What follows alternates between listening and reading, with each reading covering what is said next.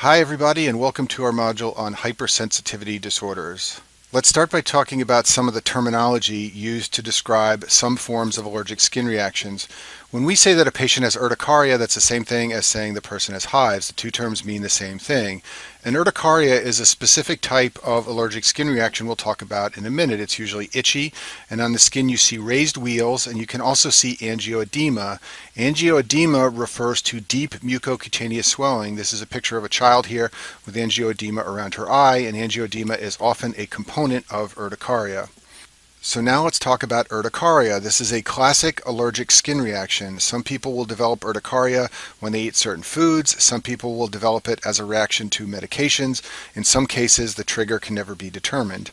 It's usually caused by mast cell degranulation. It's an example of a type 1 hypersensitivity reaction where an antigen binds to IgE antibodies on mast cells and histamine is released. And I've bolded histamine because it's high yield to remember that this is a major player in the cause of urticaria. In terms of the skin, it's high yield to know that there are no changes to the epidermis in urticaria. This is entirely a dermal problem.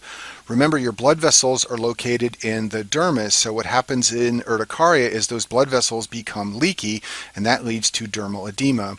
In addition, lymph vessels will dilate to drain the fluid from the dermis, and so the combination of dermal edema and dilated lymph vessels leads to urticaria. And this is a picture of urticaria on the screen here.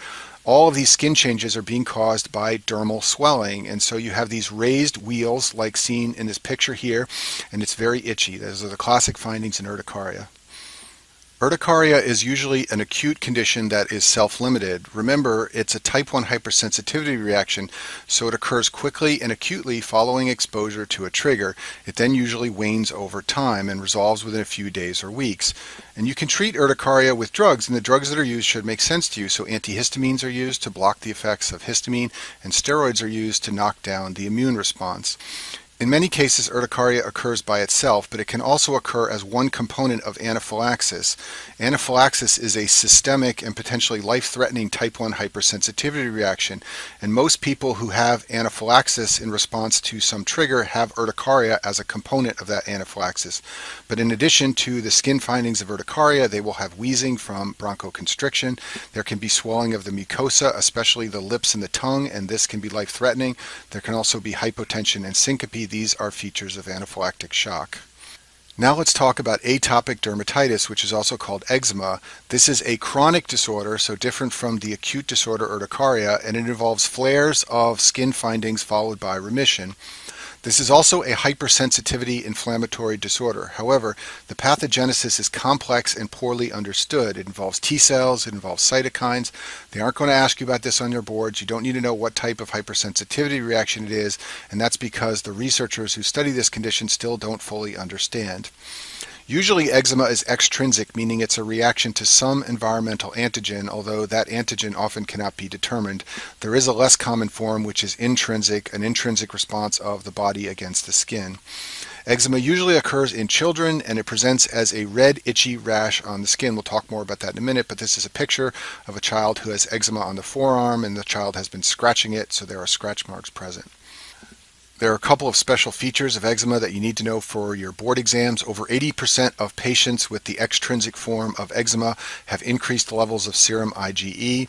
70% of patients with eczema have a family history of atopic diseases. Atopic diseases are diseases like asthma and eczema and allergic rhinitis. So most children who have eczema will have a parent or siblings who also have these allergic atopic diseases.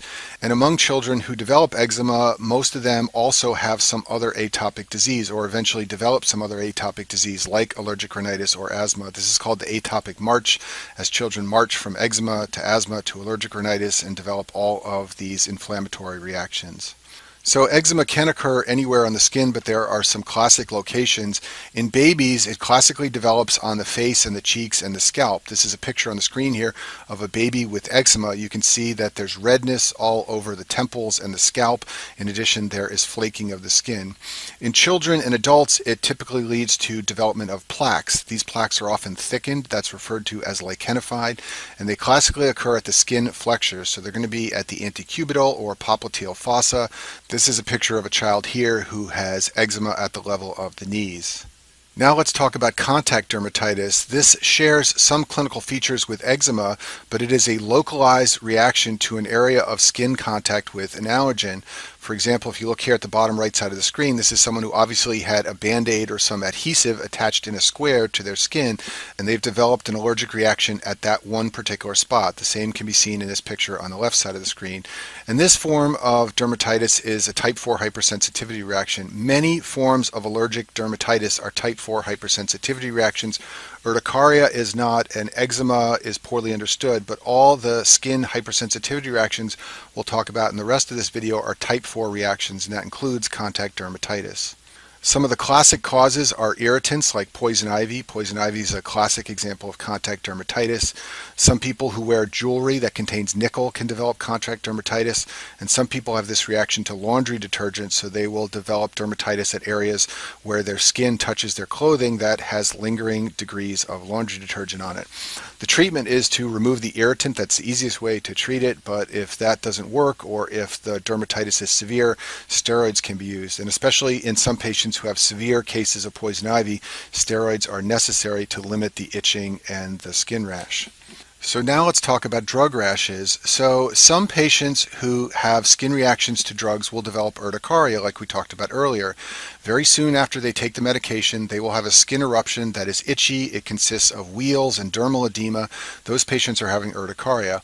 But many other patients have a delayed development of a drug rash. This is called a non-immediate reaction to the drug. It's best described with some penicillin antibiotics. These patients develop a rash days or weeks after starting the drug. The rash is maculopapular. Sometimes it's itchy, but it can also be not itchy. And there are no signs of systemic symptoms or systemic reaction to the drug, things like fever or wheezing or joint pain. So what these patients are having is a type 4 T-cell mediated hypersensitivity reaction to the drug. And the way you know that is that it occurs days or weeks later. There's no way this is going to be a type 1 hypersensitivity reaction if it starts 2 weeks after the patient took penicillin. That is a non-immediate drug rash, and these are actually common, in fact in many cases more common than urticaria after taking a drug. And if you want to know more about this, I've put a listing of a paper down at the bottom of the screen. Drug rashes are relatively common. What's less common but much more dangerous is the Stevens-Johnson syndrome. This is a severe skin reaction. It's also a type 4 hypersensitivity reaction. In addition to the skin, it may also involve the mucous membranes like those inside the mouth or in the genital tract. It is usually triggered by drugs, so it is also a form of a drug reaction in most cases.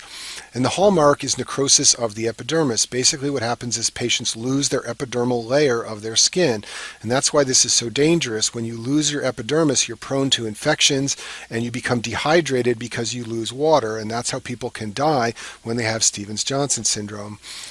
Also in this disorder, you can sometimes see Nikolsky sign. This is when the skin slips off with a gentle tug, and this can happen anytime layers of the skin are becoming detached. In this case, the epidermis is becoming detached from necrosis. You can also see Nikolsky sign in staph scalded skin syndrome, which occurs in children. You can also see it in pemphigus vulgaris. The way Stevens-Johnson typically presents is first with a prodrome. This usually occurs 1 to 3 days before the skin findings. The patient will develop a fever, sometimes they will have a flu-like malaise, and often they think they're coming down with the flu. Then the skin lesions will begin classically on the face or chest, and it's high yield to remember this so you can recognize Stevens-Johnson in a board question. From the face or the chest, the lesions spread symmetrically. The patient can first develop red, tender skin. Remember, the epidermis is undergoing necrosis. These lesions can progress to vesicles or bullae, and eventually there will be sloughing of the skin. That's the hallmark of this disorder. Shown on the screen is a picture of a man with Stevens-Johnson syndrome, and you can see all these patches on his face where the epidermis has fallen off. And like I said before, the mucous membranes, like those in the mouth or the genital tract, are involved in 90% of cases. When Stevens-Johnson syndrome affects more than 30% of the skin, it's called toxic epidermal necrolysis. This is a severe form of Stevens-Johnson where more than 30% of the skin is involved. If it's less than 30%, then it's called Stevens-Johnson. Both of these disorders carry a very high mortality. The mortality for Stevens-Johnson syndrome is up to 5%, and for toxic epidermal necrolysis, it's greater than 25%. And this is all because of losing your epidermis, becoming prone to infections, and losing water because you've lost the skin barrier. Our last hypersensitivity disorder of the skin is erythema multiforme. This is a skin disorder that is a hypersensitivity reaction to infections, most commonly in 90% of cases. It is classically described as following herpes simplex virus infection. This is the most common trigger for erythema multiforme. Less common is mycoplasma pneumonia, especially if it occurs in children. And there are a number of other triggers that have been described. For board exams, it's usually going to be someone who has herpes simplex, but this disorder has also been described in patients who take sulfa drugs or NSAIDs or the anti-epileptic medicine phenytoin. It's also been described as triggered by cancers and some autoimmune diseases. The pathogenesis of this disorder is unclear. Most of the data come from the herpes simplex related cases, which, as I told you, are the most common. From those data, this is considered to be a cell-mediated type 4 autoimmune reaction that is triggered by viral antigens in the keratinocytes. And remember what I told you earlier, most of these hypersensitivity skin reactions are type 4. There are just a few exceptions like urticaria. Erythema multiforme gets its name because it involves red lesions, that's why it's called erythema, and the lesions have many different forms, that's why it's called multiforme. Patients with this disorder can develop macules or papules or vesicles or many different forms of skin lesions. The lesions are usually similar for one particular patient, but they differ between patients, that's why it's called multiforme. The hallmark of this disorder is the target lesion. This is a picture of one right here. A target lesion has a dark, dusky central area and it's surrounded by rings. If you look closely at this picture, it's dark in the middle, surrounded by a lighter color ring, and sometimes there can even be multiple different colors to the rings. So patients with erythema multiforme can have lots of different lesions, but usually somewhere among those lesions you will find one or more of these target lesions, and especially in a board question, they're going to describe one or several target lesions to let you know this is a case of erythema multiforme. This disorder usually has a symmetrical distribution, and it classically starts on the extensor surfaces of the acral extremities. That's what you'll read in your textbooks. And what this means is it starts on the backs of the hand and feet. And this is in contrast with Stevens-Johnson syndrome. Remember that Stevens-Johnson syndrome can also follow an infection or an infection that was treated with a drug, but Stevens-Johnson will start on the face. This will usually start on the hands or feet, and it will be symmetrical, but then it will spread to the center of the body. This is called centripetal spread. And it may involve the mucous membrane, so just like Stevens-Johnson syndrome, there can be involvement of the mouth, potentially even the eyes or the genitals. These mucous membranes will develop redness, that's erythema. There can be painful erosions, and sometimes there can even be bullae. So the typical case is going to be a patient who develops an acute eruption of oral or genital herpes simplex virus infection or some other trigger. The erythema multiforme skin eruption will occur a few days to 2 weeks later. The lesions will then evolve. Like I told you before, they'll spread to the middle of the body over 3 to 5 days, and they'll resolve within 2 weeks. This disorder requires no treatment in most cases. In rare, severe cases, it's treated with steroids or some other types of drugs. And that concludes our video on hypersensitivity skin disorders.